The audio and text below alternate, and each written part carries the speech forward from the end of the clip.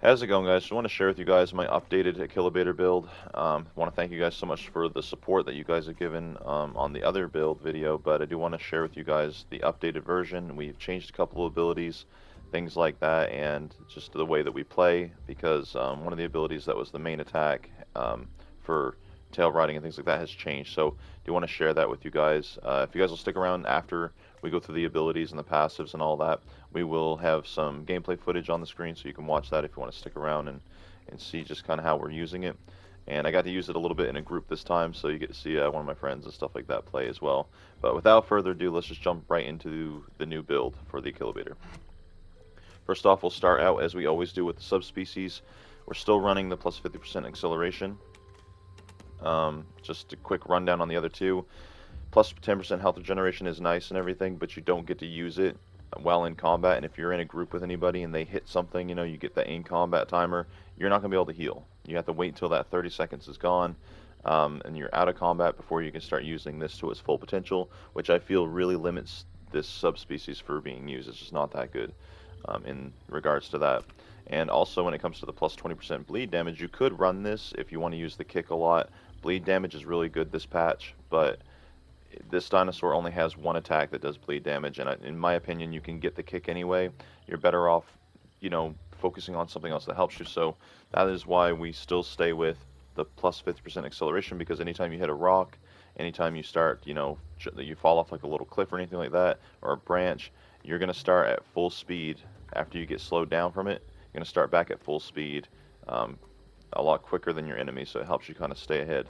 And speed on a dino like this that chases people and needs to get around them, speed on a dino like this is huge. So plus 50% acceleration, I feel, is the best subspecies for this dinosaur. So we jump into the abilities. The one thing that we have switched from the last build was the head slot. It's the first thing we're going to talk about, because before we were running raptor strikes, and this is an attack that increases in power with each hit. It stacks, it creates stacks, and you get up to 5 stacks. The problem with it is that dinosaurs that you're chasing are running around so much and things like that. It's very hard to keep your stacks at 5. It also means that you put yourself in harm's way when you get close enough to bite them, especially a bigger dino. You'll put yourself in harm's way and start getting the bites in there, but you don't really start doing damage until the 4th or 5th stack. So you're literally biting like 3 times, and you could take heavy damage for it and not see any results on your end. So Raptor Strikes is really hard to keep up, and it's kind of just inconvenient at this point. So we started going with the regular bite that you get.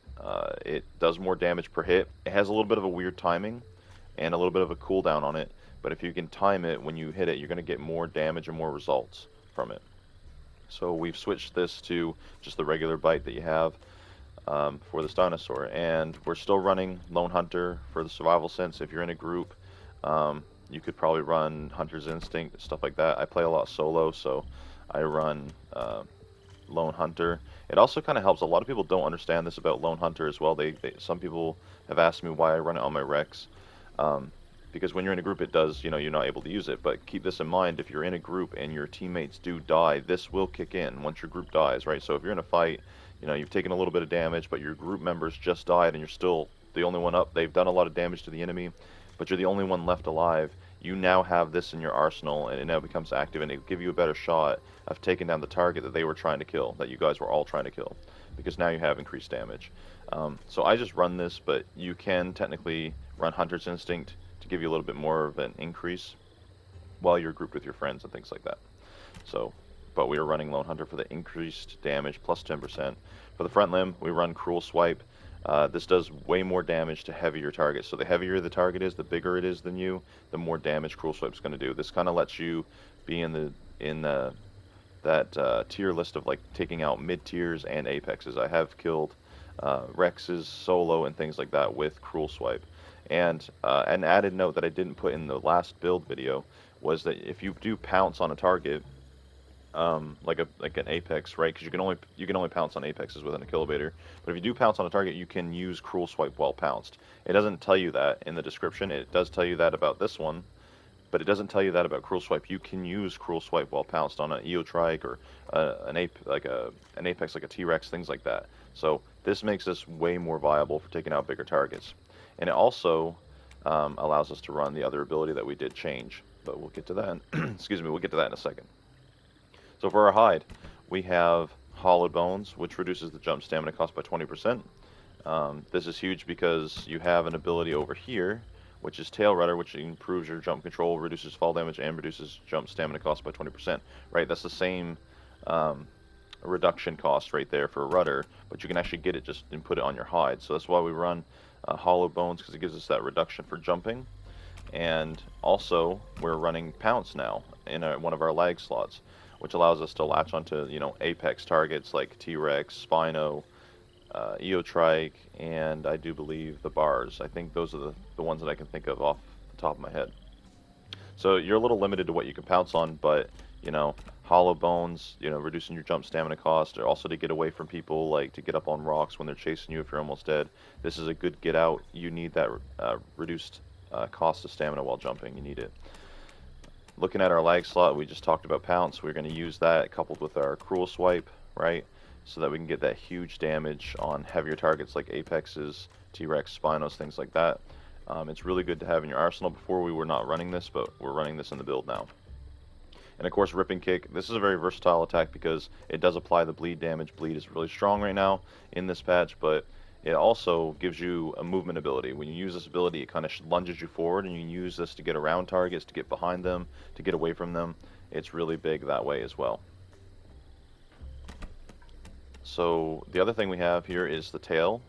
And as we just talked about this here, Rudder, right, giving you the reduced stamina cost, but we already have that with Hollow Bones, so we do have Counterbalance. We just click on this. This is 15% less stamina used while running, so this is huge for our whole build, because our whole build of this dinosaur is going to be a lot of running and try to get behind targets and things like that. So this just goes really well with the Achillobator, being able to have use less stamina while running. So we run that. And last but not least, this is probably one of the biggest abilities that you have in your arsenal, in your build, which is Panicking Spirit.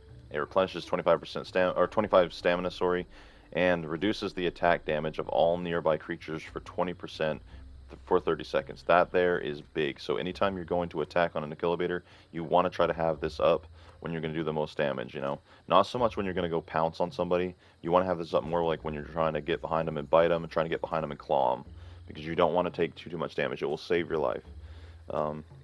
This also really helps in 1v1s. If you're going to try to win a 1v1, use this buff wisely. It really lives and dies with this buff.